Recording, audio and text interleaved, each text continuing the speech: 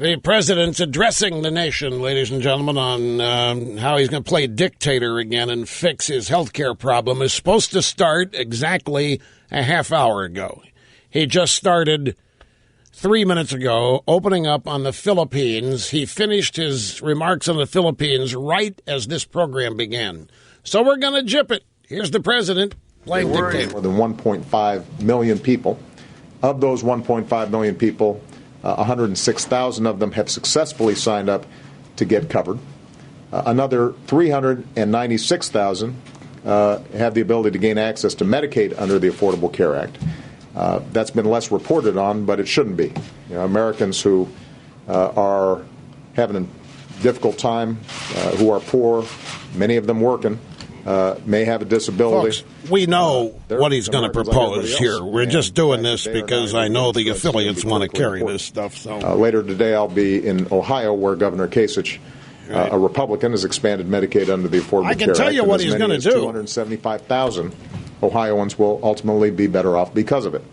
And if every governor followed suit, another 5.4 million Americans could gain access to health care next year. So, bottom line is, in just 1 month, despite all the problems that we've seen with the website, more than 500,000 Americans could know the security of health care by January 1st. And they've just been shafted based on what you're going to propose here in a minute. And it's significant. 500,000 that significant? Still leaves about 1 million Americans who successfully made it through the website, now qualified to buy insurance, but haven't picked a plan yet. And there's no question that if the website were working as it's supposed to, that number would be much higher of people who've actually enrolled. So that's true. Problem number one, making sure that the website works the way it's supposed to. It's gotten a lot better over the last few weeks than it was on the first day, but we're working 24/7 to get it working for. Can I ask a question here? Why would anybody believe what he says after it's a big lie about you able to keep? Why does anybody? A lot of attention concerns Americans who've received letters from their insurers that they may be losing the plans they bought in the old individual market. Yeah. Often because they no longer meet the law's requirements to cover basic benefits like prescription drugs or doctor's visits. Now, as I indicated earlier, I completely get how upsetting this can be for a lot of Americans, particularly after assurances they heard from me that if they had a plan that they liked, they could keep it. And to those Americans, I hear you loud and clear. I said that I would do everything we can to fix this problem, and today I'm offering an idea that will help do it. Already, people who have plans that predate the Affordable Care Act can keep those plans if they haven't changed. That was already in the law. That's what's called a grandfather clause. It was included in the law. Still continuing the lie, folks. Principle, both to people whose plans have changed since the law took effect and to people who bought plans since the law took effect. So state insurance commissioners still have the power to decide what plans can and can't be sold in their states, but the bottom line is insurers can extend current plans that would otherwise be canceled into 2014, and Americans whose plans have been canceled can choose to re-enroll in the same kind of plan. We're also requiring insurers to extend current plans to inform their customers about two things. One, that what protections these renewed plans don't include. Number two, that the marketplace offers new options with better coverage and tax credits that might help you bring down the costs. So, if you received one of these letters, I'd encourage you to take a look at the marketplace. Even if the website isn't working as smoothly as it should be for everybody yet, the plan comparison tool that lets you browse costs for new plans near you is working just fine. Now, this fix won't solve every problem for every person, but it's going to help a lot of people. Doing more will require work with Congress. And I've said from the beginning, I'm willing to work with Democrats and Republicans to fix problems as they arise. This is an example of what I was talking about. We can always make this law work better. It is important to understand, though, that the old individual market was not working well. And it's important that we don't pretend that somehow that's a place worth going back to. Too often it works fine as long as you stay healthy, it doesn't work well when you're sick. So year after year, Americans were routinely exposed to financial ruin or denied coverage due to minor pre-existing conditions or dropped from coverage altogether, even if they paid their premiums on time. That's one of the reasons we pursued this reform in the first place. And that's why I will not accept proposals that are just another brazen attempt to undermine or repeal the overall law and drag us back into a broken system. We will continue to make the case, even to folks who choose to keep their own plans, that they should shop around in the new marketplace because there's a good chance that they'll be able to buy better insurance at lower cost. So we're going to do everything we can to help the Americans who've received these cancellation notices. But I also want everybody to remember there are still 40 million Americans who don't have health insurance at all. I'm not going to walk away from 40 million people who have the chance to get health insurance for the first time, and I'm not going to walk away from something that has helped the cost of health care grow at its slowest rate in 50 years. So we're at the opening weeks of the project to build a better health care system for everybody, a system that will offer real financial security and peace of mind to millions of Americans. It is a complex process. There are all kinds of challenges. I'm sure there will be additional challenges that come up. And it's important that we're honest and straightforward in terms when we come up with a problem with these reforms and these laws, that we address them. But we've got to move forward on this. It took 100 years for us to even get to the point where we could start talking about and implementing a law to make sure everybody's got health insurance. And my pledge to the American people is that we're going to solve the problems that are there. We're going to get it right. And the Affordable Care Act is going to work for the American people. So with that, I'm going to take your questions. And I'm going to start with... We're not going to listen to questions because all of this is gobbledygook. Greetings, my friends, and welcome Rush Limbaugh, the EIB Network, and the Limbaugh Institute, Advanced Conservative Studies. Great to have you here. Through all of that gobbledygook, let me try to translate what you just heard. You would never know it if you just listened to all that gobbledygook. You would never know that what Obama is doing is postponing the requirements that are forcing cancellations of your policies until after the elections. He's doing two things. He's telling the insurance companies, as a dictator would, what they can and can't do, or what they must or must not do, or what they have to and don't have to do. He is suggesting, for purely political purposes, that if you have your plan now and you like it, you can keep it for one more year so that you don't get any angrier at Democrats than you are now and vote against them next November.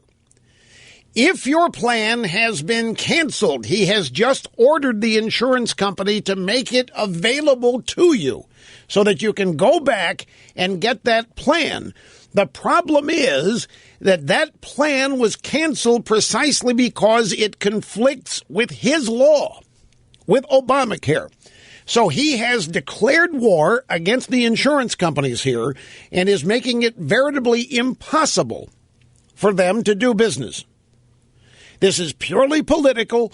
All of this gobbledygook is designed to make everybody think that somebody else came along and canceled your plan, and he is going to come to the rescue now and give you your plan back, but just for a year.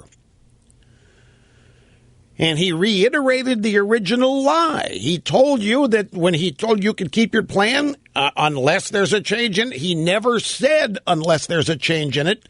So he's continuing the first lie, well, the second lie to cover the first lie with this announcement today. So essentially, this probably serves the purpose of preempting the Upton bill in the House of Representatives, which we talked about yesterday as a potential trap for the Republicans. And there is a lot to wade through. This, folks, this is an absolute swamp now. It is an absolute disaster, and it's also a minefield. This is all anybody needs to know, that government has no business doing any of this. This today is an admission of abject failure in the president's quest to actually destroy constitutional... Well, no, he's not failing at that. He's actually succeeding at that. What he's trying to do here is just speed the process to get to the point where the government is the only provider of health insurance and health coverage. That's his ultimate aim, and all of this chaos is designed to speed that process. What the president's actually trying to do here is subvert democracy, in my opinion, with all of these mandates. I want to take you back. Listen to something that I said on this program back on October 30th. Just a couple of weeks ago, essentially. I was talking about Obama and Obamacare, and he was making changes in it willy-nilly, and he was talking about how much he cared for people. And I was asking, well, why didn't he play dictator the other way? And today he did. So listen to this. It runs about a minute and a half, but it is explanatory unto itself. If Obama is going to go out now and play dictator, let's realize he could play dictator in any direction he wants to go. If he has the power to deny you your grandfathered plan, the one you liked and the one you were told you can keep. And if Obama didn't know all of this was going on, and he didn't know all of these problems with the website, and if Obama really cares about being truthful and honest with you, then maybe Obama can play dictator and re-grandfather your plan. If he can play dictator and take it away from you, then he can play dictator and fix it, I assume.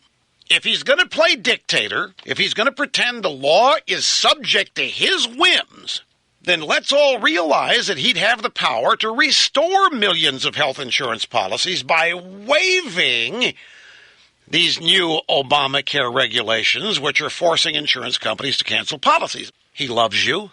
He has compassion for you. Cares about the little guy. Why doesn't he get mad at all these people being canceled and go in there and fix it? If he can play dictator and take things away, why can't he play dictator and give them back? Why doesn't he fix it? He knows people are being canceled in the hundreds of thousands. Why doesn't he fix it if he really cares about you? He told us if Congress didn't give him everything he wanted, he would simply do it himself. Obama has said, again, folks, and we've played the soundbite, well, if Congress won't do it, I'll just go and I'll take care of it myself. So here he is doing it today, playing dictator the other way, reinstating your canceled plan, but just for a year. But it isn't going to be that easy. Your plan is gone. And by the way, he didn't say anything that you're about getting your old premium back. Who knows what the reinstated plan's going to cost you? Remember, he's doing this not because he cares about you. He's doing this not because he's upset you've lost your plan. He's doing this because he's losing the media, and he's losing his fellow Democrats, and he's losing the proposition. And this is a purely political move today, disguised as typical Democrat Party compassion. Worried to death about you losing your plan. How could this have happened? He's going to blame the insurance companies, and if the Republicans aren't careful, they're going to make that possible. He's going to blame governors. He's going to blame all kinds of outsiders and invisible people for making this happen. He's riding in today as the white knight playing dictator. The thing that I want to remind everybody is that I thought it was settled law. I thought it was the law of the land. I thought back when Ted Cruz and Mike Lee and others were saying, look, let's just delay this whole thing, or let's just defund it and repeal it. I thought, remember all those angry lectures? That Obamacare was settled law, the Democrats said. It's a law of the land. You can't change it. Well, so much for that. So much for the rule of law. So much for constitutional republicanism. Now we have the president playing dictator the other way to save his party's bacon and to save his dream of government-run, socialized medicine. This is where we are, and the Republicans had better talk about this honestly. This is not how things happen in a free country. What is happening is all it adds up to is why this mess should be repealed and gotten rid of. It is only going to get worse. How can we, the big question is, Given how frequently and how easily Obama lies, why do we even believe this today? Why do we even believe this? You know, there's a bunch of people that also have to act to make this happen. He can sit up there and play dictator and wave his magic wand. So I'm going to give you your policy back. Well, there's a bunch of people in the insurance business here, the insurance business, who now are going to have to go back. It's, gee, what do we do now? I mean, we're complying with one part of the law. Now he's saying we don't have to. I mean, what do we charge for this? What about the people that are going to get their cancellation notices at work starting next year? It's just an abject mess, and the chaos will play out to his advantage. The more chaos, the more there will be calls to fix it, and the simple solution, it'll be said, will be, look, let's just put one guy in charge of all this. Let's just put the president in charge of it and be done with all this. We'll close the exchanges. We don't want those anyway. He really doesn't want the exchanges, folks. You get down to brass tacks. I mean, that's just, they're placeholders designed to make it look like it's something that it's not, this whole health care plan. So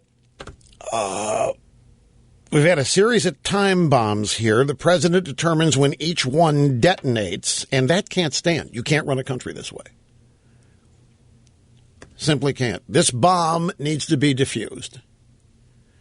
We've had enough explosions. There's been enough damage and collateral damage, enough to know that we don't need any more.